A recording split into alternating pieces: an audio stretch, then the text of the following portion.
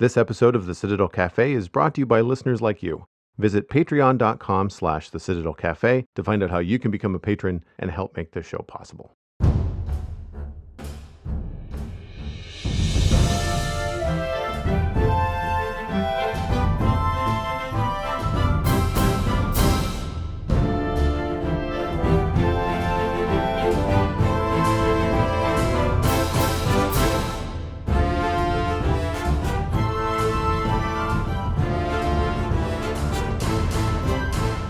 This is the Citadel Cafe, episode number 398 for Friday, April 2nd, 2021. My name is Joel Duggan, and the Citadel Cafe is where my friends and I hang out to talk about the geeky stuff that we are into. It has been a while, but Megan Townsend is back. You can find her at Megan Townsend on all the social media that matters, as well as Megan Townsend on Twitch. Hello, my friend. Hello, my friend. How are you? I'm doing great. It has... all of a sudden it's spring. It's April. My birthday is this month. Yeah. Our birthday is this month, as a matter of fact. Yeah. Yeah. I don't know where March went. I really don't. I don't either. It's been a few weeks. We only, to kind of rip the curtain back a little bit, we only published a couple of podcasts in March. I've just been really busy with client work, as well as something else I'll talk about on the show in a little bit. That was just kind of like punching in and just eating up time. And it was tricky to try and wrangle people. I think March is also like, it's tax time for folks. Like everybody just has a lot to do, I find, in March. Anybody that has kids has to deal with spring break, where no one is going anywhere. So everybody's at home. I think things get a little bit hectic. So yeah, we were a little bit low on the episode numbers in March, but we should be back to normal speed, I think, in April. I've been busy. There's been a lot of streaming and some client work for art, which I reminded myself that I can still draw, so that's good. It's a weird thing. I identify as an artist, illustrator, designer. I always have. It's been 20 years of, work in the industry. But I'm freelance. And so as a freelancer, you have to spin a lot of plates. And over the last 2.5 years, the podcasting plate has really risen as a main pillar of the things that I do at home that earn me a living. And I always, ever since I started the Citadel Cafe and I knew it was going to stick around, I'd sign emails, like cartoonist, illustrator, podcaster, just kind of like fun little string of words telling people what I did and, other stuff like that. And now with streaming, which has begun to dominate the conversation here on the Citadel Cafe quite a bit, because like you stream, I stream, I know Steven streams. Even though Lou doesn't stream himself, I believe he watches some streamers. Like it's enough of a conversation that it does come up quite a bit. And even that, I think, has now gone from, something that is a weekend hobby and fun and an excuse to play Minecraft or whatever. It's also become a source of income as well. And so you start treating that more professionally. And all of a sudden, it's like, it's not 30%, but art and design, while still a big part of my life and income, is a much smaller chunk than it used to be. Yeah. And so I don't do it as often, because when I start running the gamut of like the podcasting days, the admin days to manage the podcasting days, I'm really only left with like 2.5 days a week that I can be in the studio drawing. It's not a lot. So no, it's not. It really isn't. Yeah. So it's especially when you're slow, and I'm not a fast artist. I can get what I want, but it does not happen in a blink. I don't have a very loose gestural style. My stuff tends to be very tight. And so I'm realizing, some of the mistakes that I've made and had to adjust. Like I'm still quoting timelines like I have a lot of art studio time. And you're just like, oh yeah, I can do that. I can do that in a month. And it's like, oh no, wait, that's not 4 weeks of work. That's like a week and a half because that's the time that I have available. And so I have to be careful and more balanced now, which is, it's a good lesson to learn. Everything's fine. Like nothing bad happened, but it's just one of those things that I kind of like realized, oh, wow, looks like I have to put in some late hours this week because I misunderstood, I forget that I've got these other commitments. Not that I forget. I'm just so used to having to say yes to everything. When you're a freelance artist, you tend to say like, yes, I will do the thing. and then you're like, crap, do I have time to do the thing? So yeah, it's one of those feast or famine sort of situations early on, and that's no longer the case. So it's a good problem to have. And I mean, thanks to everybody that's been writing and asking about commissions and stuff. It's been this nice balance of the more success the podcasts have, the bigger reach they have in terms of ear holes, and then there's a higher probability of someone going, Joel's an artist. I wonder if he might want to do, XYZ. And so it's been this really cool like circle of marketing and communication, which is great. I've just been, like I said, March just disappeared. Oh my God. It was, my whole month was not really spent doing something super happy, and I've put it up online, so it's not really a secret, but my grandmother passed away at the end of February, and I had to help my mom basically clean out her entire apartment. So majority of March was just spent cleaning and moving and, moving stuff to my parents' place and moving stuff into a storage facility, and it's just kind of been a little bit hectic. So by the time the month ended, I was like, oof, okay, I can breathe now. And then I just got a new job, so I'm going to be jumping right into that right afterwards, and that's going to be a whirlwind in and of itself. So I just don't know. I don't know if time's going to exist in a normal way that it does for a lot of people. I feel like I'm just going to like disappear for a little while. I don't want to have to do that, but I feel like I'm just going to have to just to manage myself a little bit better. But I feel, March just like blipped by in nothing. I don't remember half of the month. I don't even remember the majority of the month of March. Yeah. When life gets busy, it's kind of crazy. Sometimes it's almost healthy to just put your head down, put your horns forward, and just charge through it, right? I know I've mentioned this to you before in the pre-show, of course, but I'm sorry to hear about your grandmother passing. Oh no, it's okay. Thank you very much. It was if it had to happen, it happened in the best way possible. So right, it was very peaceful. So that's all we care about. Sometimes there is a bright side to that kind of stuff, especially as people are getting older. I had an amusing text from my mother because I, again, having a very busy month, tended to turtle in, and there were some important people in my life that I was obviously talking to daily. But then my parents are busier now than they were before they retired, so I don't. Mm-hmm. They've got stuff on the go, and then I got this text from my mom, and it was just like, "Hey, so you're gonna have to message me once in a while so I don't forget who you are." My mom says that too. My mom says that all the time. Oh my God. Gosh, there was a period of time. There was a period of time when I was just super busy with work and stuff, and just again turtling in. I was just like, I've been spending all day talking to people. I don't want to have to talk to anyone anymore. And so she sent me a message, and she was just like, I don't know. Who are you again? I haven't talked to you in a month, and I'm just like, I know. So now I'm trying to do a much better about actually calling my mom pretty frequently. I told her, I'm like, you're gonna get calls at random hours, because last night I called her at like 9:45, and she was like, do you know what time it is? And I'm just like, yep. Well, I was gonna call you earlier, and I figured it was better to call you late than never. And she was like, that's fair. Honestly, yes, that's probably good too. 9:45 for me that's like an after dinner drink. I ate dinner last night at 9 p.m. Like it's so funny. Mom will call me at like 5:30, like, I'm not interrupting your dinner. And mine's like, no, I don't eat until 8. What? How are you not eating right now? Like, dinner's long over. What? It's 5:30. I know. Stuff like that is always really funny. Colin eats super early too. Like Colin will eat dinner at like 5:30 or something, and I'm just like, I'm not even hungry until like 8 or 7:30. Sometimes I've been getting hungry a little earlier, but I haven't had much of an appetite lately. I started a new medication, and it's like completely cut my appetite in half. I have like a bagel in the morning, or like some kind of like eggs or something, and then I'm not hungry again until like 6 p.m. It's kind of crazy, but I'm trying to like work out a lot more, so I'm trying to force myself to eat more, so I'm actually like getting a decent amount of protein and like actual fuel to do workouts.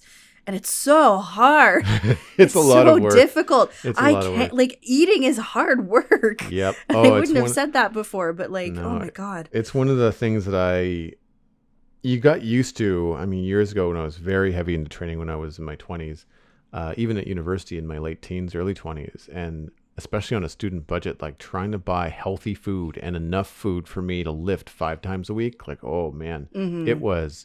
And then meal planning and trying to figure out like how many snacks I had to bring with me to school because I couldn't get home between classes, like that. It was just monstrous. And even now, it's funny that you mentioned that you've been working out, because I'm back now that the weather is clear, it's not slushy and icy and stuff. I've been back out, working out, and I got my ass handed to me by my first spring training, cross training session the other day. I mean, Really? felt good the day after, sore in the good way, like calves were sore, and I stretched like a crazy person. I don't go work out and then just say, well, that was fun, and then just feel the pain the next day. I do all the proper stretching and whatnot, but it's just like, I haven't done much since April. No, it's not since April. I haven't done much since Christmas. I work out at home, but with COVID, I don't have access to the gym. I mean, I could if I wanted to. I just don't feel comfortable. Plus, right now, you still have to book your gym times, and I like the freedom to just like, oh, I have a window of 3 hours. Let's go to the gym. I prefer that kind of a go.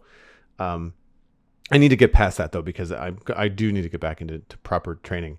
But the two things that I noticed after being hit by a truck of my first workout, like I had a headache, like it was not fun. But talk about hungry the next day, holy crap! Oh man. And I mean, I'm working from home. I have the ability to make a decent breakfast, a decent lunch, and then a decent dinner. But very often my lunches are quick. It's like coffee, peanut butter sandwich, maybe tuna, like nothing crazy. I found myself cooking like pasta at lunchtime the next day because I was starving, even though I had, like you said, a bagel first thing in the morning with some eggs, bacon, coffee, But I find too, and I don't know about you in terms of whether you find this at home, but for me, I don't eat lunch at noon. Whereas when I was working outside the house at like an animation studio, lunchtime generally had to be around 12 to 1 ish. You really couldn't go too far outside of that, because basically the idea was like there was a supervisor somewhere, whether it's an animation supervisor or my bosses were the owners of the company. I was the production manager, and they're only there from like 10 to 6. And so you should really take your lunch whenever they take theirs. One, it's a good networking opportunity, but two, then you're just not having these 3 hours of the day where half the crew is not there and you need to meet with them and stuff. And so I also had to be to work for 9, which means I had to eat breakfast at 7. So by noontime, I was pretty hungry.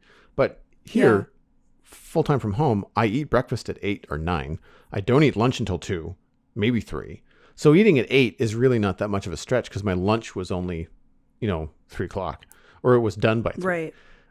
So I find that's a good way to roll. However, though, the days that I work out, I tend to eat at like 6:30 or 7. Like I don't make it until late evening. In the morning or sorry, no, dinner evening, like dinner time. Like Right. I'll have lunch immediately after the workout. Like if the workout happens at noon, by the time I'm sitting down to lunch, it's probably 2. But then dinner is like, I'm hungry. I can feel my stomach grumbling at like 6:30. It's just like, okay, I should have started cooking about a half an hour ago before this started. See, my job was always like, it was shift work. So I was never given the same consistent schedule every day. So meal times have I've gotten really used to meal times being really haphazard. So like, there are some days where I'd be working 5 hours and wouldn't get a full lunch. So I just get a 15-minute break and then would eat before or after. But just, with these new medications that I'm on, it's like, I just don't have an appetite. So like, I'll try and have something that's super high protein, and then I'll do some weights or something, go for a walk. And then, I'm still not hungry later, like after the fact or even the next day.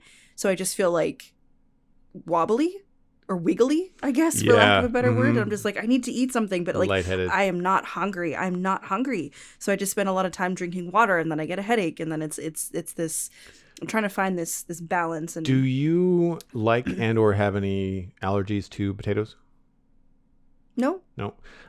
Really good remedy for the wobbles is either half or a whole baked potato. Okay, interesting. Good to know. Yep, it's basically like you don't have enough carbs. Your brain needs a base level, to just function and communicate with everything. And I remember when I was training for competitions and stuff, because you have to diet and get your body fat down so low, and you're restricting all these things, like all the usual things like bread and pasta and all that kind of stuff is basically not happening. And I started to feel really kind of out of it.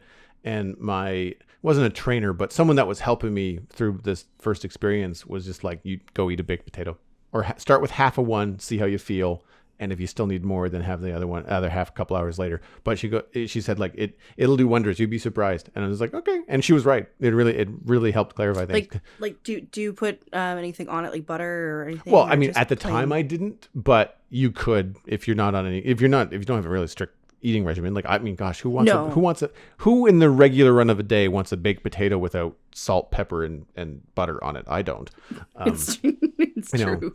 I mean, I really enjoy. It's a lot of work if you're only going to have one, but like I'll chop up probably 4 potatoes, and I'll do roasted potatoes in the oven with like paprika and olive oil, and that comes out really good. And again, it's a little bit of olive oil. It's really low fat. It's just nice crispy. It's basically like making homemade French fries, and they're way better. But a baked, like just a general baked potato is a good way to go. Because I find if I don't think too far ahead and I end up like having pressed for time or hungry and lazy, and I just end up having like a second bagel at lunchtime or something, or too much bread during the day, I tend to feel lethargic because it just gets turned into sugar so fast. You have that crash, whereas potatoes are a denser, longer burn. One of my favorite things about working from home, and I'm sure, I promise we'll move on from food because we're probably making everyone just famished right now.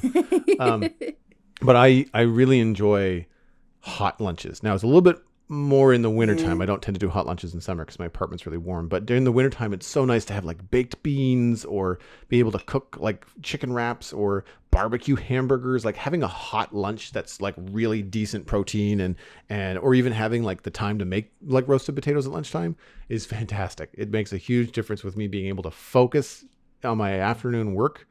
Because I find my routine at home tends to be 9 to 12 has like a lot of admin stuff, specifically on Tuesday, but or like today or Mondays, it's like a podcast recording, right? And then I have lunch or I work out, and then the big push, the big window of getting a lot of stuff done is from about 2 to 6. That's when I get like I just have a list and I just power through the list as much as I can, whether that's sitting down to draw, whether that's publishing a podcast, whatever it is. I just gotta hammer through it there, and the hard part there is if I don't have a substantial lunch at like 4:30, I can't focus. Like I'm just like useless. I might as well. I'm thinking about the kitchen. Like I need to have a decent lunch. And working from home, I do not miss the days like you mentioned about having a shortish shift at a job where you don't get a proper lunch break. Like you only get 15 minutes, which isn't long enough to even think about a break, let alone actually take one.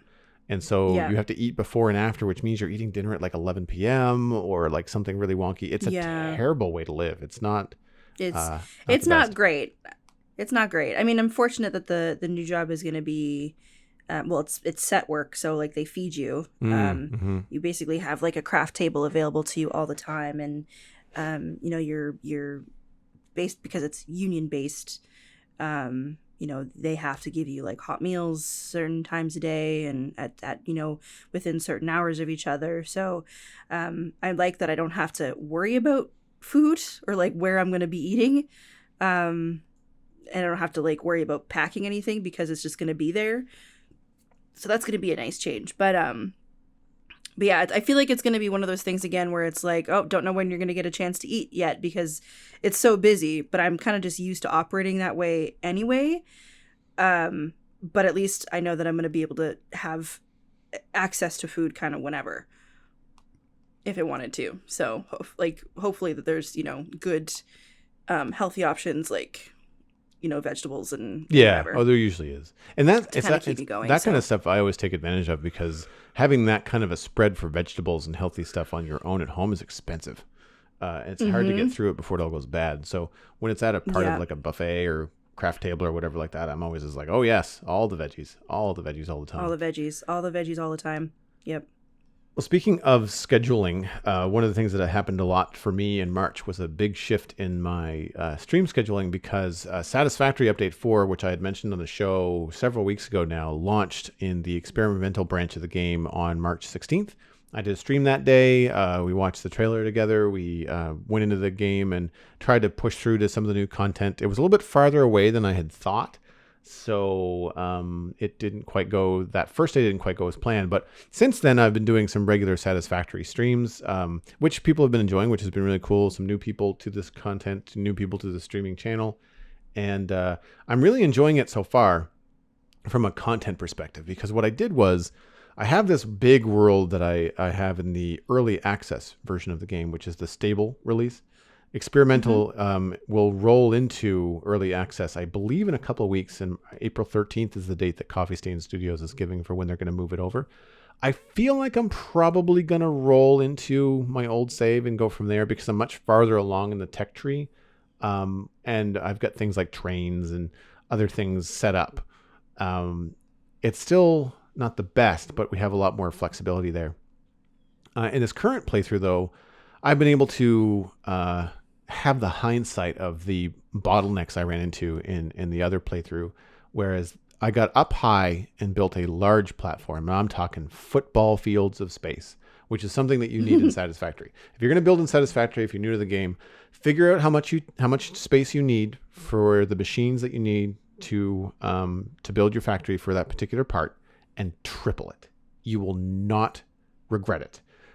It feels like a giant waste of space, especially when you're used to playing Minecraft, but it's essential to keep things organized and have things look the way that you want and not run into a lot of problems down the line. So I've been doing that on this new playthrough. I've been trying to exercise my brain and say, okay, it doesn't matter. This is going to be huge and spread out. You're going to be okay with it later. And I'm really enjoying the process so far. It's even just kind of cathartic to look out in this giant platform and be just like, I could build anywhere I want. Like it took a lot of work to get here, but like I can do whatever I want. Whereas in the Northern Forest in the other playthrough, which is another starting zone, it's higher content. You have more minerals and more things to build with, but there's trees and valleys and like your space is just so cramped, and you're always trying to do this jigsaw puzzle of how do I fit all this stuff into this small space. And so with the grasslands area that I'm in now, it's been a lot of fun. And I have to say, like, the new content that they released, because we were speculating before, but we now know that there's like a power storage system. Power works completely differently. So you're powering 100% of your facility. You're not just the power previously would work in a way that a coal generator would generate as much power as was being drawn from it, which is not how power works in real life. And so they've revamped that. So now the coal generator puts out 75 megawatts no matter what, whether you're using it or not. And so then they've added these batteries that you can then store the excess power. So if you overdraw your network, instead of the whole thing shutting down, which is what happened before, it says you're now on battery backup power. You have, 15 hours or so, or 15 minutes or whatever it is. It depends on how many batteries you have. And so I've set up a new power grid for that. I've learned how that works. I've kind of got a decent feeling for that base level power in the game. They've added lights, which are really cool. Unfortunately, I haven't had a chance to mess with them, but I have messed with one a little bit. They're hard to get. They're made out of quartz, and I don't have any yet in the playthrough. But I've been really enjoying things like getting early access to things like smart splitters, which, for those that don't know, a splitter does exactly what you think. It takes a conveyor belt and splits it in 2 or 3. A smart splitter actually identifies the item that's coming in on the belt and then sends it in a specific direction. So a regular splitter, you can really only have one item on that belt, and it's just going to send that item in a division in 2 different directions. Whereas a smart splitter, you can have as many as 3 items on that single belt, and it'll just say, rods go left, plates go forward, and steel sheets go to the right. Like that, you can program it to do whatever you want. And so I've been able to set up a storage thing, and I've learned a lot, I feel. And I won't go on too much because it's hard to kind of describe on a podcast, but there are all the VODs are available on the channel for anybody that's interested. I feel like Colin would probably really enjoy it. There's a lot of number crunching. There's a lot. It's like I think Colin has gone and played some of it anyway. Really cool. He I think he's just fiddled with it. I don't know if he fully understood it. Now, this was like when you had first mentioned Satisfactory to me, like last year or something. Oh, okay. Like it had been like, it was very new at that time. So I think he checked it out. And I think he's been kind of, going through a life change of his own right now, just with work and everything. So he hasn't had a lot of time to play games, or he's been kind of delving into more like nostalgic games like Oblivion. Right. But I'll have to mention it to him again now that the update's out, because he might enjoy it a little bit more.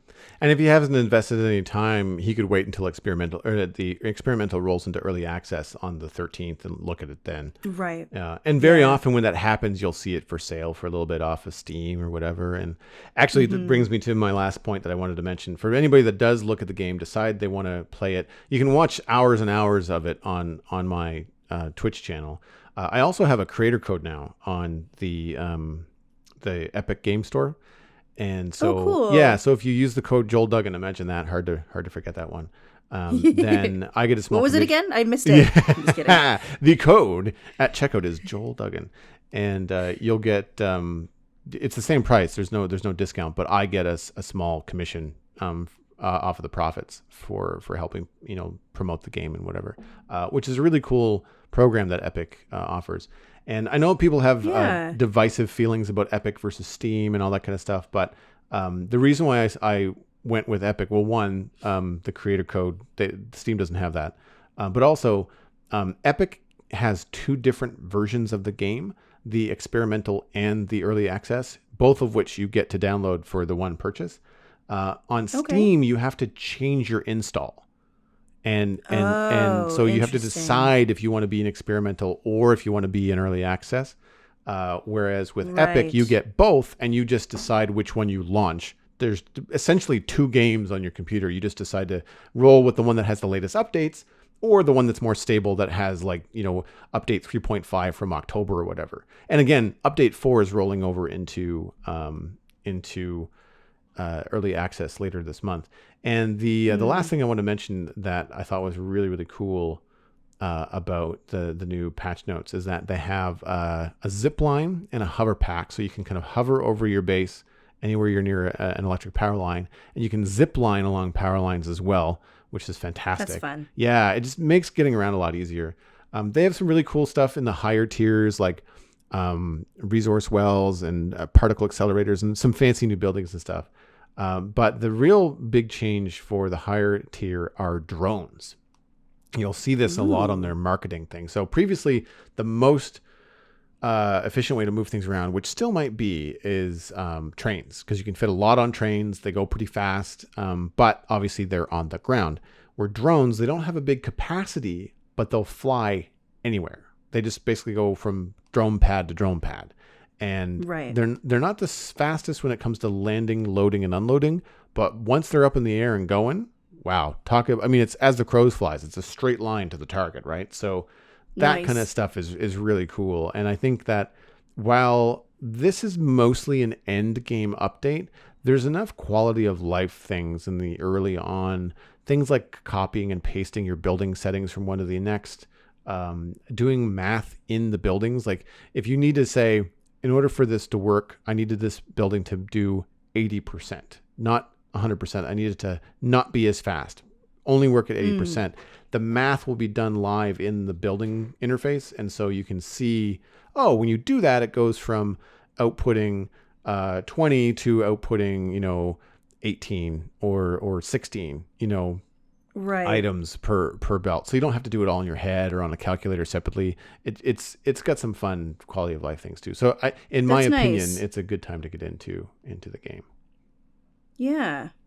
Have you ever played any like production games or building games? I know you do The Sims, but like have you ever done anything like a city builder or anything like that? No, I was watching Colin play a city builder one day. And he had a couple of them actually, and there's one, I think it's called is it called Terraforming Mars? I think that's what it is. It's basically where you have to terraform Mars. And the soundtrack is amazing. The soundtrack is actually super, super good, but it's kind of like, you have to build little domes for like homes and things, and you have to manage the health and happiness of your citizens, and like, you have to, have little drones and have, batteries and deal with windstorms and things that can knock out some necessary things. And so I've seen it, I've watched it. I don't think I've ever done one myself. I would like to try one.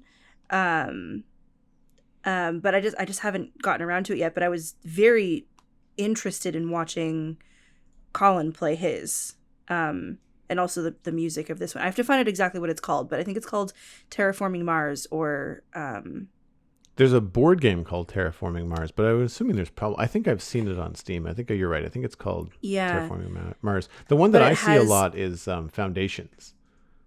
Okay. That's the one that I heard of see. Foundations. Or Foundation, sorry, no S.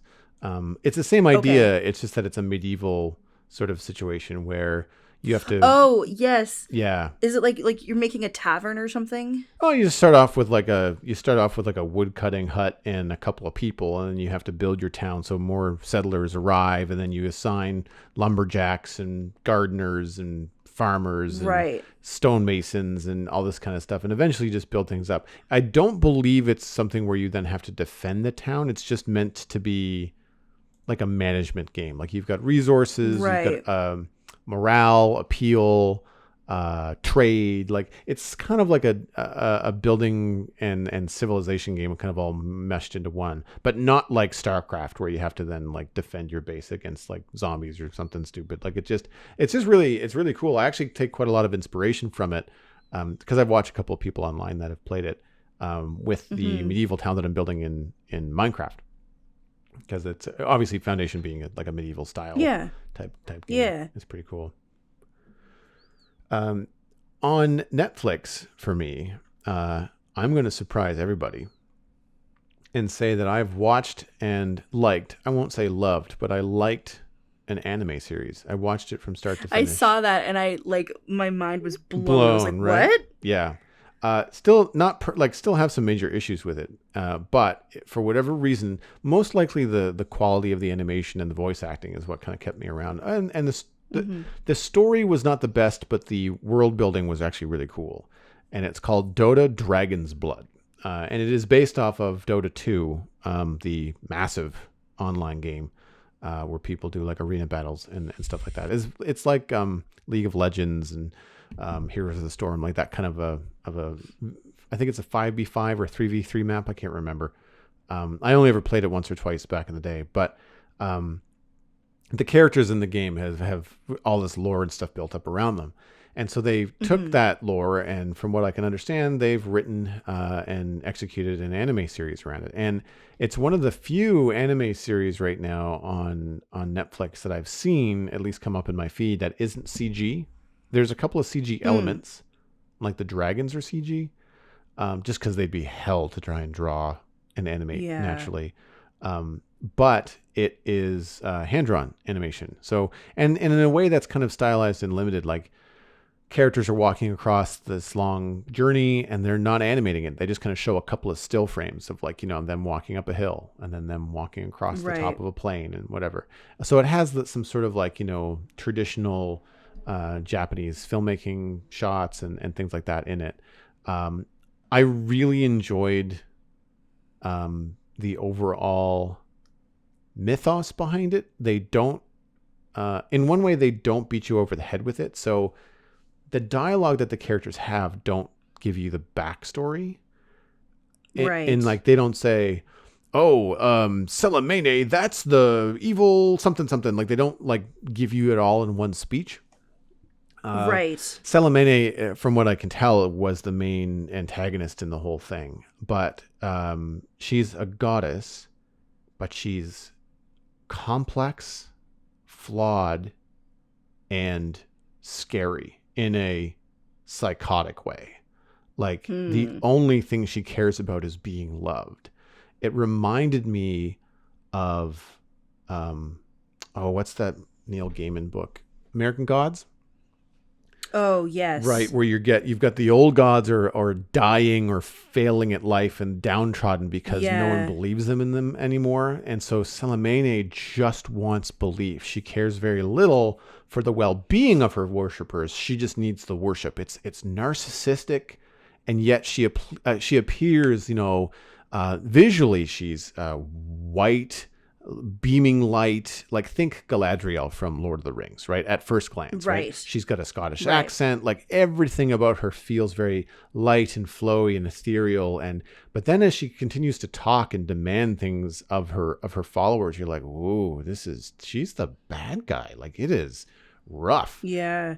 And not the only one. There seems to be more than one villain in the series. So I'll give a spoiler warning here for anybody that does want to go watch it. But the myth behind all of this is that Salamene is a goddess of elves. The elves that worship her are part of, I believe it's a moon glade. And then there's other elves that no longer worship Salamene. They worship someone else. I don't remember the name. I think it's just Mene, which is confusing at first. It's like Saruman and Sauron, right? Like it's just, I don't know why they did it. Right. But they have all Australian accents and they're more rogue-like. So you think like there's a lot of classical kind of D&D kind of stuff. Like you've got the high elves with like the crazy blades and Lord knows how long they've been around. They seem to be immortal. They're all good with arrows. Surprise, surprise. And then these other elves, I think they're called like the Enclave or the Downtrodden or something. And they're all like hand axes and hatchets. And they look like ninjas when you see them in their outfits and stuff like that. And they don't attack in big formations. They attack from the shadows, so they're looked down upon as like, honor and stuff like that. But they're really efficient and they're really bloody. Which leads me to mention, this is not for kids. Wow. Like no. It is. Is it really graphic? Violent. I mean, there's not, wow. It's not like, what was the Dracula one that I want? Castlevania. There's not guts. There's not guts being removed from people and strewn across the street. But when it's like Mortal Kombat, it's like when a blade goes across somebody, I'm assuming they cut every vein in the body because the amount of blood that comes out of them, it's like it's a tidal wave of anime gush. Yeah. There's also orgies. There's no nudity, but there is 100% a lot of very adult themes that I was not expecting. These elves that have left the house, the Temple of Salamene, the way that they worship their other god is they live in pods. So instead of having one lover, they have many. And so you're introduced to this group of 4 or 5 elves, men and women that are all intertwined lovers. And that's how they worship their goddess. That's how they live.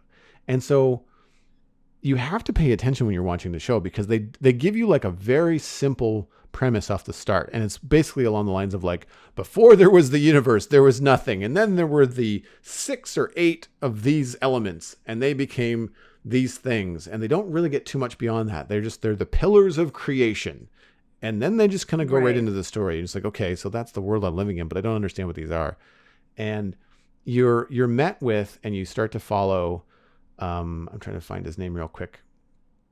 Davian, who is the Dragon Knight, who I believe is one of the main Dota characters. Okay. And Davian, he hunts and kills dragons, but what you come to understand very quickly is that what he's essentially hunting are like worms or dragonlings. They're not actual dragons. The name for the dragons, it's not dragon, it's like prime or prime worm or alpha worm. I can't remember what they call them, but essentially dragons as you and I would think of them, there's not very many of them. They're only like they're the big godlike creature, very similar to how dragons in World of Warcraft can like transform and like they have all these godlike powers. So dragons in Dota, Dragon's Blood are more like gods than they are animals, but their offspring, the drakes and the air dragons and the earth dragons and the fire dragons, and they all have different names, like poison worm or whatever. They are more like what you and I would think of when you watch like Game of Thrones or something. And it's a physical animal that needs to hunt and eat and track you down, and you have no hope in hell. Like they are. Right. It's funny because I like dragons; they're cool. But in this particular world, like you have to kill them or you're dead. And so there's all this violence against dragons, which in a fantasy genre they're usually more revered, in a lot of ways, or feared to the point where like you just can't go up and kill one because there's like it's like Smaug in The Hobbit. Like that is a massive undertaking, right? You leave him alone. Yeah, exactly. Now, so in this, Davian is like one of the better Dragon Knights, and this is where I start to have a few complaints about the show. Is that he as a character has got some really cool aspects to him. Things that happen in the first few minutes. He has to fight one of these elder dragons. He dies in the process, and the elder dragon possesses him. So there's all these depth things that happen early on that you don't understand, because he's like, I don't know what just happened. So in a way they don't explain very much at all, which is good, but I feel like they could give you just a little bit more. Right. But then you're dealing with this main character, Davian, who later teams up with Marana and a couple of other characters. But he is also, as well as being the big bravado and the fighter, the comic relief. And it doesn't work for me. Interesting. Yeah. Interesting. He's got a sense of humor like Sokka from Airbender. That feels like a really weird blend. It is. Yeah. And he's built like a truck. Huh. Like he's huge. He's a massive warrior, right? And so he even has like a high voice. Like it doesn't really work that way for me. I like, there is some humor in the show I did enjoy. Some of the more subtle adult conversation between him and Marana were good. But when he starts like talking like he's nervous and doing like Sokka-esque stuff, I'm just like, no, it doesn't really work for me. It takes you out. Yeah. There are some design things I also thought were weird choices. The way that they've drawn the noses on the characters, it feels like a mistake in the shading department. So I was looking at it. Yeah, I'm looking at like a screenshot of it right now, and it does. Right. Like you'd expect that line it feels like, should have been like, this is where the shadow goes. Yeah, it's like they didn't fill in the shadow. Yeah, and instead there's just a line around it. So it feels like an odd design choice, especially because it's throughout the whole show. I mean, like they didn't miss it. Like that's a decision that they've made. Yeah. So that was tough to get past. But the thing about it is that it has strong voice acting, right? You've got Laura Pulver, D. Bradley Baker, Troy Baker, Tony Todd. Like there's a lot of pretty decent or famous voice actors in this. And in a lot of ways too, with the exception of Tony Todd, because he's got such a distinct voice, it's hard to identify. If they didn't flash their names up on the screen, you wouldn't pin them. And that's what I like about it. It's not oh yeah, this person, doing the voice of whoever. And it brings, especially Laura Pulver, she brings a depth to Marana, who is an excised princess trying to reclaim stolen lotuses from her temple. And she has all these complicated things that she has to navigate. And it's really subtly done and in a way that doesn't beat you over the head. And so I think that's one of the main things that I took away from it and why I liked it, is that it doesn't smash you over the head. It doesn't treat you like an idiot. Right. It's a complicated world that they give you bit by bit, including a flashback in the final episode, which is, again, spoilers for people that don't want to hear this. The relationship between the Invoker, or him, quote unquote, as they refer to him throughout the whole series. He is a sorcerer in the valley, also an elf, but he's not excommunicated. He's just left. He's closed himself off from society. And it turns out that he's lost a child. And it was a child that he had shared with Selimene. And the child didn't love Selimene. And so you start to see the horror and the family drama that ends up just wreaking havoc on all the mortals in the world, because this daughter saw her mother for the evil bitch that she was, refused to love her. And so Selimene let the child die, which of course creates this rift between her and her husband, partner, whatever. And so the whole thing is this puppeteering mess trying to get revenge on Selimene. And so they do a really good job of making you despise the villains. There are some characters in this that do evil shit. And yet, despicable things. Yeah, but when they die, you still feel not bad for them, but it looks. I guess you do feel bad for them. It's like they deserve it, right? They are murderous, narcissistic assholes. But because this is not something that they're doing out of malice, it's who they are. And when things don't go their way and they meet an untimely end, they are so confused that you're like, you pity them, I guess is the best way to say it. Which to me is some good writing. Like that to me, it was like, okay, that was deep. I was not expecting, because anime villains, you're like, it's like watching a Star Wars movie. You're like, oh, that's the bad guy. You see it right away, right? Yeah, it's pretty easy to figure out who's who at that point. So. Yeah, it's like the line from The Hobbit. Like I feel like a villain would feel fairer and what's the line? Smell fouler. I can't remember how exactly Frodo says it, but it's essentially like appear fairer and smell fouler or something like that, because they thought Aragorn would be, a bad guy. And I feel like that's the case with a lot of anime. Is like, look for the pretty dude that has a deep voice and you're like, bad guy. Bad guy.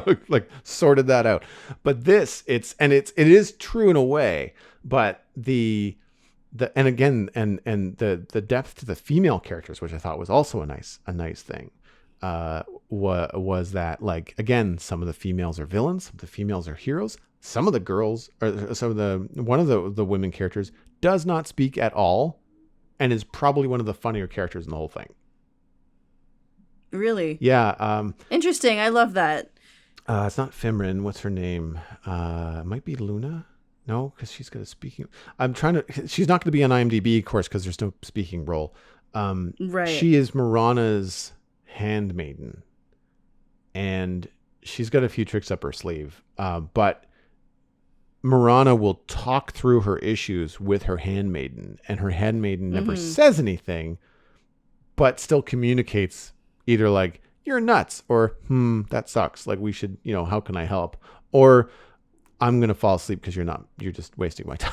Like there's moments like that where the simplicity of her reaction is just so good, and her devotion to Mirana as well, even silently, is stronger than any words spoken throughout the whole series. So anyway, I feel like I've been going on for a bit of a rant, but no, I'm happy you told me about it, because I had heard about it and was interested, but wasn't sure if it'd be worth it. And I'm sure if you like it, it must be amazing. So. Yeah, I mean, I think that's, for me, like, I wouldn't say it's amazing, but I think that it's probably one of the better offerings that Netflix has put forward in the last little while.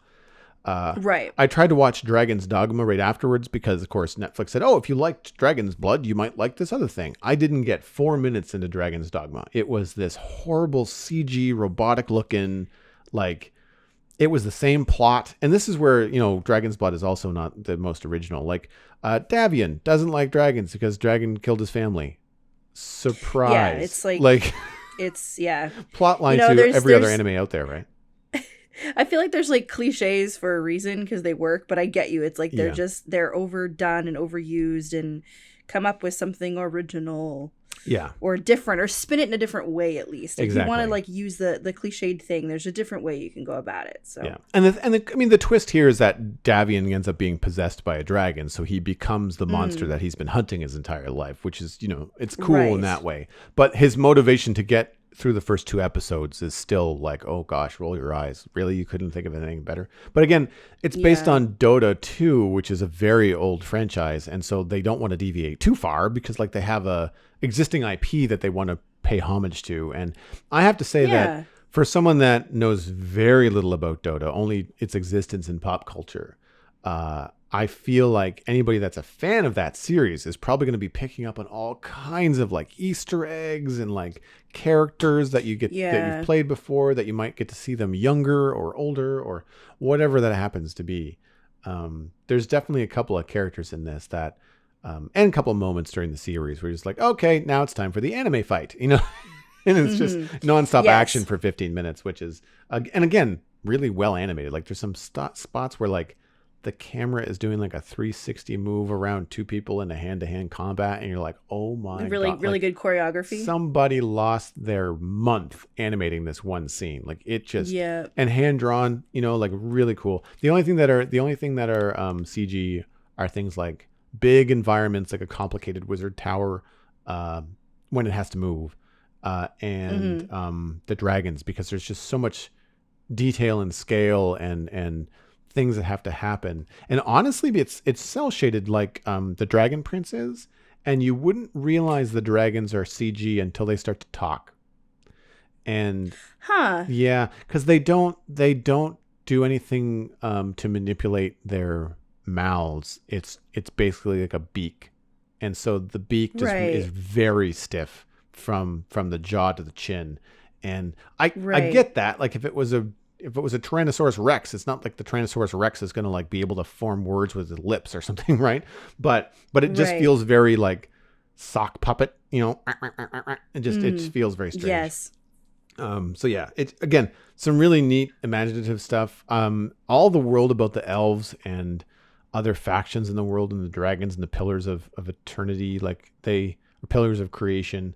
It has a Infinity Stones vibe, but it's still pretty original. It's only that it's the humans. It's the backstory of a couple of humans and a couple of anime tropes that make you kind of go, oh, okay, well, they could have gone farther in depth there, but apparently they just didn't bother, because everything else is really interesting. So I was thinking about you the whole time I was watching it because of what you've told me about some of the IP that you've been working on, personally, in terms of like, gods and goddesses and female protagonists. And like, it has a lot of those tones that I think you'd really like. Yeah, I'll have to give it a watch. It seems really good. I've heard good things about it. And then if it's coming from your recommendation, then there must be something special about it. 'Cause I know that, it's got to have something good to get the Joel stamp of approval. That's like the highest award. Especially in anime. Like I imagine Brock is probably jumping up and down right now, going like, finally, there's something. We found a thing for him. Finally. Yeah. I haven't really been watching very much, mostly due to time, but I recently started getting caught up on Star Trek Picard again. And I kind of had to backtrack a little bit because I didn't really remember where I was. Have you watched any Picard? Oh, yeah. I finished the whole season. Yeah? You finished the whole thing? Yep. So I'm back. We've just seen Commander Riker and, what's her name? They're a married couple. They went to... Troy. Deanna Troy. Yes, Deanna Troy. And their daughter... Kestra, and Soji has just figured out that she's an android. That was a fun episode. Yeah, that was a good episode. And it's kind of now they're just on a ship, and Aggie has agreed to turn herself in for the murder of Bruce Maddox, and 7 of 9 activated the Borg cube, and it's been really interesting to watch so far. I'm definitely excited to delve back into it again, because I forgot how formative that series was to me. Like all of my memories of Star Trek, immediately I would come home from school and my mom would be folding laundry and watching Star Trek, and so like I'm very familiar with Picard and Data and 7 of 9. Like that was kind of like my favorite Star Trek series. Right. So you're formative, meaning the Next Generation. Yes. Yeah. In the sense that like that's the one I'm the most familiar with, and it's the one I have the most memory of. Yeah, me too. So I'm really happy to kind of see older people. When I got caught up with it, Alistair had actually come over to hang out for a little bit, so we had a nice social distanced impromptu dinner hangout. Oh, nice. At my place. And so he's been like catching me up, and he's kind of been my my encyclopedia for watching it, because otherwise I have no idea what's going on. I don't know who's who. I don't quite have the depth of lore that he does. So that's been really nice for him to catch me up, and there's a few things that came up in a previous episode that I was like, what is this? But it's been really great. I'm really happy to kind of be able to sit down and actually watch something again. And I'm taking the time that I have right now, even though I'm back at work for the next, 2 weeks. I'm taking my downtime to like watch things and also clean my house a little bit before I start work. So it's been a nice thing to like just throw an episode or two on, and then clean for the rest of the day. So it's been nice. Nice. I'm in that problem too. I've got a spare room full of stuff that really needs to get sorted out. And I've had all COVID winter to do it. And I just didn't. But now that I'm faced with spring, I'm not sure what it is about spring cleaning and opening up the windows and stuff. But like, I really need to move some junk. And by move, I mean like, take to like recycling depot and like properly dispose of certain things and flatten boxes and like all that kind of crap. The other thing on my small screen, which I will mention briefly, because I'll be talking about it in more detail with Stephen on the next episode, is Falcon and the Winter Soldier on Disney Plus. Obviously, the new Marvel series with those two characters. And I will simply say that I am very much enjoying it. I was worried from the trailers it was going to be Lethal Weapon with superheroes, buddy cop stuff. And as per the norm, it is much heavier and better tied into the MCU than I was anticipating. And I don't know why. I think I just have my head on funny for TV content. Like for serial content, I feel like you just have a bar set at a certain level. And then you have to remember that it's Disney and Marvel and the same people producing it. Like Kevin Feige is producing it in the same, vein as they produce the films. So there's a lot of film tie-ins and moments and stuff to it. So again, I won't go into detail here, but I'm watching it. I'm enjoying it. If you have Disney Plus, you absolutely have to watch it. And I will say it is a much faster paced show than WandaVision. You will be hooked in the first episode. Like it's a much more, what's the word I'm looking for? It's more of a sprint. Yeah, it's more engaging. It's more of a sprint than a WandaVision was worth it. Don't get me wrong. Still a great series, but that starts off at a crawl, then it walks, then it runs, whereas this is just kind of like jumping out of a plane. Literally. One of the fun things I learned about WandaVision, though, the first episode was actually filmed in front of a live studio audience. Was it really? And it was, yeah. And they got all the people who were watching it to dress up like as if they were in the 50s. All of the crew were dressed like they were in the 50s. So like all the men were operating equipment were all in suits and everything. And they had actually reached out to Dick Van Dyke. I saw like this little documentary on YouTube. It was like 12 minutes long. But they reached out to Dick Van Dyke because he, did a lot of things in front of live studio audiences in the 50s. And they were like, how did this work? And he actually just gave him a lowdown of like how the vibe was every single time he was on set. And they pulled out all of it for the first episode of WandaVision, which I thought was kind of cool and really a really nice nod to like accuracy, which is what I think I really liked about WandaVision. It was very it definitely like committed to the aesthetic for sure. And to see kind of what they were going to do with each era after each episode was very fun. But I get you. Like, I know it's definitely more of a slog. It's a slow build up. Whereas I watched the first episode of Falcon and the Winter Soldier. Again, I won't go too much into it. And I really liked it. There were some good things. I'm not sure if like they're not my favorite characters in the MCU. I definitely found Wanda and Vision a little bit more compelling as characters.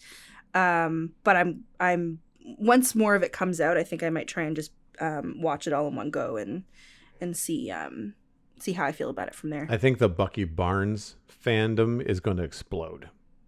Oh yeah, no, they're gonna love it. Yeah, I think that's where you're gonna see a big. Yeah. I mean, nothing against the Falcon, and it's also a great character, but I just so far, and this could swing the other way because it is the Falcon and the Winter Soldier, but so far it's a little bit more Winter Soldier focused as far as character development. But I think that's because Sam is really closed off at present, given the events in the show, and I think they just need to give him time. Pardon the terrible pun, to spread his wings.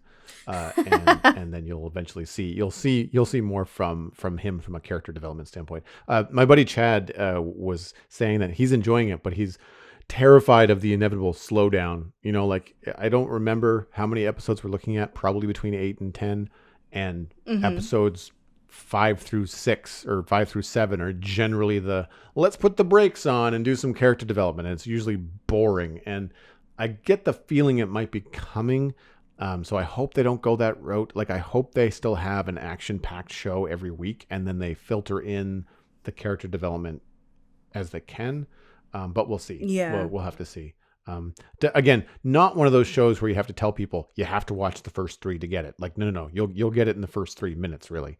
But moving on into the Internet Minute, which is, of course, brought to you by you. The Citadel Cafe is 100% listener supported. If you're getting value out of the show, please consider putting a little bit of value back in. You can become a member at patreon.com/the Citadel Cafe. You'll get access to the member-only Discord, access to some behind-the-scenes audio content here and there, bonus episodes. I'm also looking at expanding some of the rewards over on Patreon as well. So visit patreon.com/the Citadel Cafe. If you have any questions, hit me up on Twitter at Joel Duggan, and I will be happy to answer them.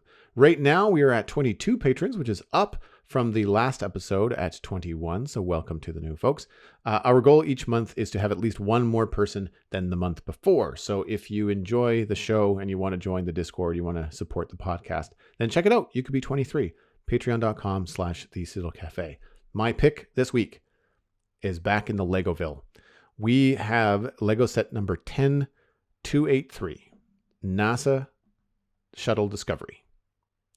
This thing is ridiculously cool. If you're a space nerd, then you want this. You were probably already there before I brought it to the show. Price tag's a little steep. It's 270 Canadian. But it is 2,300 pieces. You get the Shuttle Discovery. You get the satellite that goes with it. I'm trying to remember the name of the satellite. Sorry, it's the Hubble Space Telescope. My bad. So you get 2 builds for the one price, and everything in it unfolds. The Discovery opens up. The space arm goes out. All kinds of really cool stuff happen. You can take out like a little pod. I had a model of, it must have been, I don't think it was Discovery. It might have been another ship when I was a kid, but I had a model, like a plastic model I had to glue together that was a space shuttle when I was a kid. And this reminds me of it because that model also had the back open up and had all the different things. I just really feel like there's a lot of time and effort and design and just the scientific stuff behind this particular build is just really, really well done. And it looks like a lot of attention to detail. Yeah, like because you're engineers and space nerds, like you have to impress them. It's you do similar but different to like the people that are buying the Star Wars spaceships. Like, it's a fantasy spaceship, so you can sort of just make it look like the one that you see on screen, and you don't really have to worry too much about it. But this one, I think, is just really cool. And it's not the first. They've got the lunar lander. There's the International Space Station. They did a rocket a while ago too. And I'm just really happy to see Lego doing science stuff too, not just fantasy toys. Like, these are more models, more educational. But yeah, it's very, very cool. Would not think twice about putting this on my shelf in my living room, sort of idea. And one of those builds that really has a nice balance between the visible studs and the smooth pieces to make it look a little bit more aerodynamic and not built like a 6-year-old. They really did balance that out very well. Yeah, it looks like a really, really great piece. I'm just looking at it right now, and it's like all the images are very. Yeah, no, it looks really good. I can think of a number of people who would be very invested in this. Yeah. When's the last time you built a Lego set? Oh God. It probably would have been, I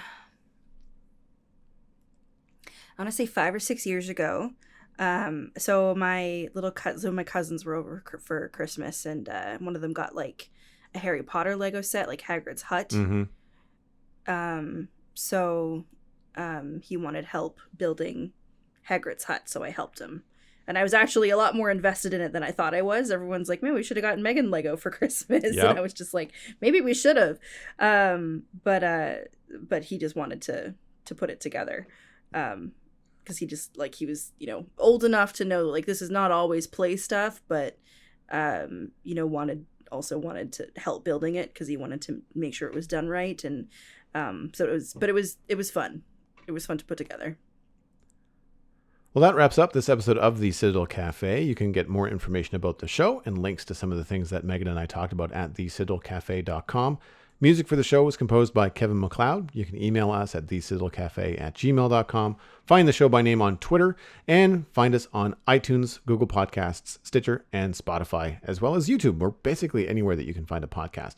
Word of mouth is the easiest way to support the show. It's free. Just tell someone about the Citadel Cafe and where they can go to listen to it. My name is Joel Duggan. You can find everything I am up to online, including my illustration and design portfolio, in my online shop at joelduggan.com. Check out my other podcast all about Minecraft at thespawnchunks.com. Brand new snapshot to talk about this week, so that's going to be a lot of fun. You can also follow me at Joel Duggan on social media and twitch.tv/Joel Duggan, where I am currently playing Minecraft very often and Satisfactory as well. I hope you will come by. It is a good time. Megan, where can people find you online? People can find me online on Twitter, Instagram, YouTube, and Twitch at Omegan Townsend. I will be doing a little bit of a hiatus just while I'm at work, but I'm planning some more YouTube content for the future just in the meantime, and we'll figure out a schedule for streaming in the midst of my crazy work schedule, but Twitter is usually the best place to go to find out all the new information that I'm up to. You've been listening to the Citadel Cafe, where we are fast, easy, and cheap, but you can only pick two.